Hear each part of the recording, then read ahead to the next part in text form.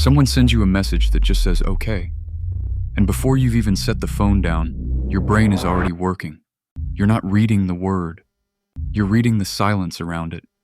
Was that a cold okay? A tired okay? Did I do something wrong? Everybody notices things. Some people just never get to stop. And there are two completely different reasons a person ends up wired like this. Only one of them is anything you'd call a gift. This one's for the person who walks into a room and instantly knows who's upset, who's pretending they're fine, who had a fight in the car on the way over. You catch the tiny face that drops for half a second. You feel the mood turn before anyone says a word. And most days it doesn't feel like a superpower. It just feels tiring. So let's start with where this actually comes from. Down one road, you were simply born this way. Elaine Aron, a psychologist, gave it a name, sensory processing sensitivity, and she found it in about 1 in 5 people. It turns up in animals too, which tells you it's wired in, not something you're imagining. Her phrase for it is depth of processing. Everyone gets the same raw information, the sound, the face, the tone of voice. You just run all of it through a much finer filter.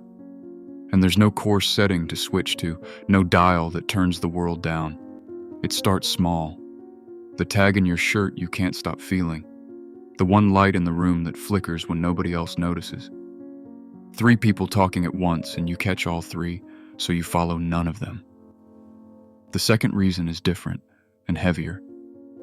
Some people weren't born this way. They were trained into it. Picture a kid, maybe 7 years old, lying in bed in the dark, and they can tell you exactly whose car is coming up the driveway just from the sound of the tires. Because one of them means the night is going to be fine, and one of them means it isn't. That child isn't gifted, that child is scanning. When home isn't safe or predictable, the brain does something clever and sad at the same time. It decides the only way to stay okay is to never, ever stop watching. So the brain never gets its all clear. That signal that says the danger is past, you can stand down now, it just never arrives. So the watch stays running. Years later, in a quiet apartment where nothing is actually wrong, some part of them is still posted at the door, listening for a car that isn't coming. And here's the difference. Being born sensitive at its best can feel like wonder. Being trained by fear almost always feels like waiting for the next bad thing to land. But give it 20 years, and from the outside these two people look almost the same. Both notice far too much, for reasons neither of them ever chose. And you can usually tell which one you are by what you catch first. Born sensitive, and you pick up the good stuff too. The light through a window, the exact word someone chose. Trained by fear, and it's the threat that jumps out first.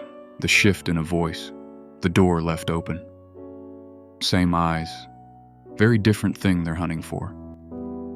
So what does that do to an ordinary day?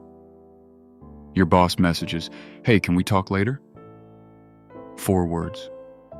For most people, it's a note in the calendar. For you, it's an investigation. You reread it, you check the punctuation.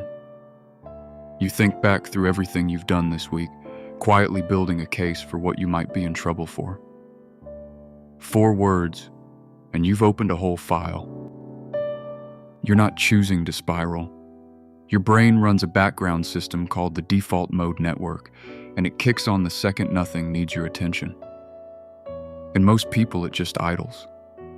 In you, it runs the whole show, replaying, predicting, rehearsing. You can sit still all evening and stand up exhausted, because your mind ran a marathon you never signed up for. And then that whole machine turns on you. You feel sad, and a second later you're watching yourself be sad, quietly grading how well you're handling it. You laugh at a party, and half of you is already across the room, checking whether the laugh looked real. Psychologists call it metacognition, thinking about your own thinking. Yours forgot how to stop. Then comes the quieter cost, the one people rarely admit.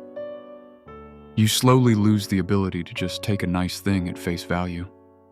Someone gives you a real compliment, and instead of enjoying it, you're already reading the fine print. What do they want? It's not that you're cynical.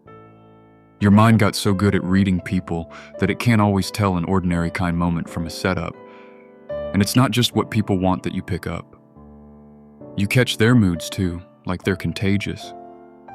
A friend sits down carrying a bad day, and 20 minutes later it's parked in your chest like it's yours. Which is why being alone can feel like the first real breath of the day. Not because people don't matter, because they finally stop broadcasting into you, and the scanning doesn't stop at other people. That same alarm turns and points inward at your own body. Your heart speeds up for a boring reason. Too much coffee, one flight of stairs. A calm nervous system shrugs it off. Yours files it under danger. There's a small patch buried deep in your brain called the insula, and its only job is to listen to your body from the inside.